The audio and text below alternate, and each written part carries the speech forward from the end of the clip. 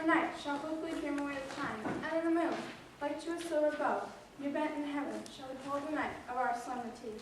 Hippolyta, I would thee with my sword, and want thy love doing thee injuries, but I will wed thee in mother keep, with pomp, with triumph, and with revelry. Happy be Theseus, our renowned Duke. Thanks, good Aegeus, what's the news with thee? Full of vexation come I with complaint against my child, my daughter Hermia. Stand forth, Demetrius, my noble lord. This man hath my consent to marry her. Stand forth, Lysander. Thou hast in moonlight at her window sung, with feigning voice verses of feigning love. With cunning hast thou filched my daughter's heart, turned her obedience, which is due to me, the stubborn harshness. And, my noble lord, be it so she will not hear before your grace, consent to marry with Demetrius. I beg the ancient privilege of Athens. As she is mine, I may dispose of her, which will either be to the judgment or to her death, according to our law. What say you, Hermia? Be advised, fair maid. To you your father should be as a god. Demetrius is a worthy gentleman. So is Lysander. I beseech your grace that I may know if worse that may befall me in this case, but I refuse to wed Demetrius. Either to die to death, or to abjure forever the society of men. So I will grow, so live, so die, my lord, ere my virgin patent up unto his lordship, on this yoke, my soul consents not to give sovereignty. Take time to pause, and by the next new moon, the sealing day betwixt my love and me, upon that day either prepare to die for disobedience to your father's will, or else to wed Demetrius. Relent, sweet Hermia, and Lysander, yield thy praise title, master general. You have her father's love, Demetrius. Let me have Hermia's. Do you marry him? I be loved of beauteous Hermia. All my men shall prosecute my right. Demetrius, I'll vouch it to his head. Made love to Niger's daughter Helena, and won her soul. And she, sweet lady, dotes, devoutly dotes in idolatry upon the spotted and inconstant man. Demetrius, come, and come, Aegeus, you shall go with me. I have some private schooling for you both. And for you, Hermia, look you arm yourself to fate your fancies to your father's will. Come, Hippolyta, Demetrius and Aegeus, go along. With duty and desire, we follow you. How now, my love? Why is your cheek so pale? How chanced the roses there to fade so fast? Good I for want of rain, which I do well, teeming with the offense of my eyes. Ay, me, the course of true love never did run smooth. Oh, hell, she's loved by another's eyes.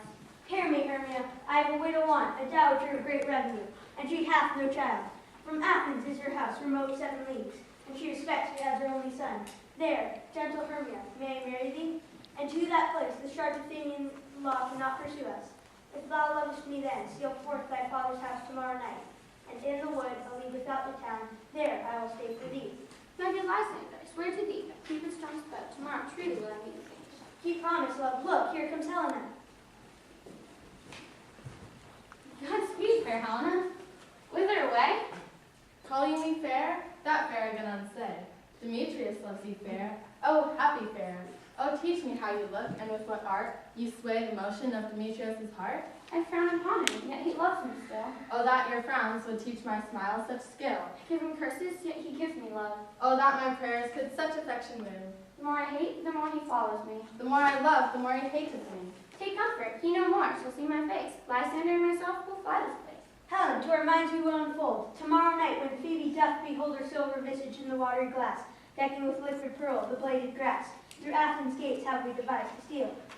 And in the wood, Lysander and myself will meet. Farewell, sweet playfellow, pray thou for us, and good luck grant thee thy Demetrius. Keep word, Lysander, we must starve our sight of lovers' food tomorrow midnight. I will, my Hermia. Helena, adieu, as you on him, Demetrius dote on you. How happy some o'er other some can be. Through Athens I'm thought, as fair as she. But what of that? Demetrius thinks not so. For ere Demetrius looked on Hermia's eye, he hailed on oaths that he was only mine. And when this hail some heat from Hermia felt, so exalt, and showers of oaths did melt. I will go tell him of fair Hermia's flight. Then to the wood will he tomorrow night pursue her. And for this intelligence, if I have thanks, it is a dear expense, but here mean I to enrich my pain, to have a sight thither and back again.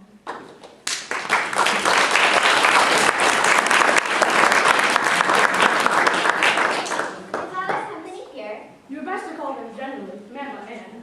Here's a scroll of every man's name, which is thought fit throughout Athens, plenary interlude before the Duke and the Duchess on his wedding day at night. First, good Peter Quince, say what the play treats on, and then read the names of the actors and so grow to a point. Mary, our play is the most lamentable comedy in full death of parents and disease. A very good piece of work, I assure you, and to Mary. Enter Nicole, Nick Bottom, the Weaver. Ready, name what part I have What is Pyramus? A lover or a tyrant? A lover that kills himself most gallant for love. Oh, that will last some tears in the true performing of it. If I do it, the audience will look to their eyes. I will move storms. The raging rocks and shivering shocks will break the locks of prison gates. And Phoebus' car will shine from far and make and mar foolish fates. This was lofty. Flute, Francis Flute, the bell's mender. Here, Peter Quince. Flute, you must take Disney on you. What is Disney? Wandering Knight? It is a lady at Pyramus must love. Nay, Faith, let me not play with him. I have you come. That's what you and you may speak as small as you will. And I may hide my face. Let me play Thisbe too. I will speak in a monstrous little voice. Thisbe. Oh, Pyramus, lover dear, thy Thisbe dear. No, you must play Pyramus, and Flute, use Disney. Well, proceed. Brian Starveling, the tailor. Here, Peter Quince. You must play Thisbe's mother. Tom Snap, the tinker. Here, Peter Quince. You must play Thisbe's father. Myself, Pyramus's father. Snug, the joiner, you're the lion's part, and I hope here's the play fitted. Have you the lines part written? Pray you, if it be, give it me, for I am slow of study. You may do excellent play, for it's nothing but more. Let me play the lion too. I will roar. That will make the Duke say, let him roar again, let him roar again. Let him play no part but Pyramus, for Pyramus is a sweet-faced man, a parker man, as one shall see in the summer's day. Therefore, you must mean play Pyramus. Well, I will undertake it. Masters, here are your parts. Meet me in the palace wood, a mile without the town. There, we'll rehearse. Pray you, failing not. We will meet, and there we may rehearse most obscenely and courageously. By the dip cell we meet.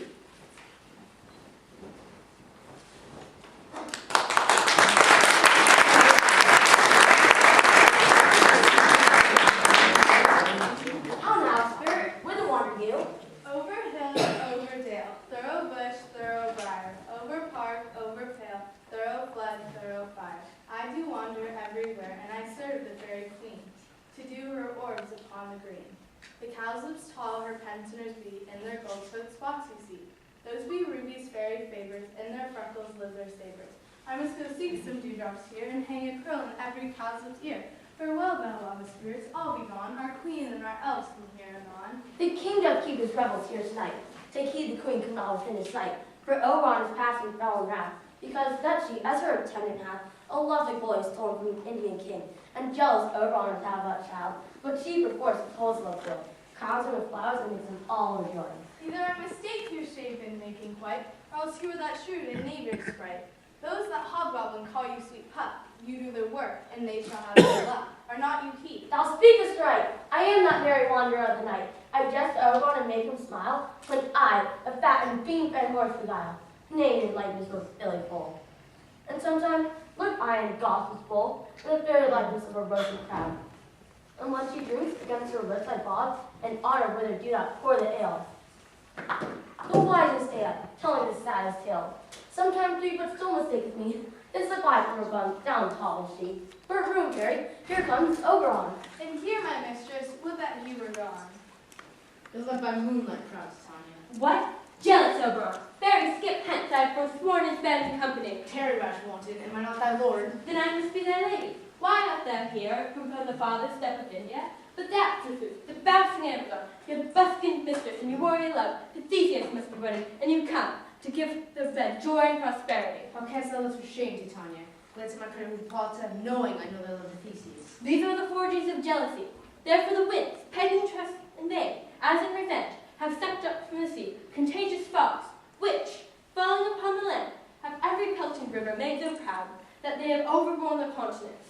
Therefore the moon, the governess of flood, pale in her anger, washes all the air, that rheumatic diseases do abound. And through this distemper we see the seasons alter, the spring, the summer, the childing autumn, the angry winter, change their wonted livery. And the maize whirled by the increase down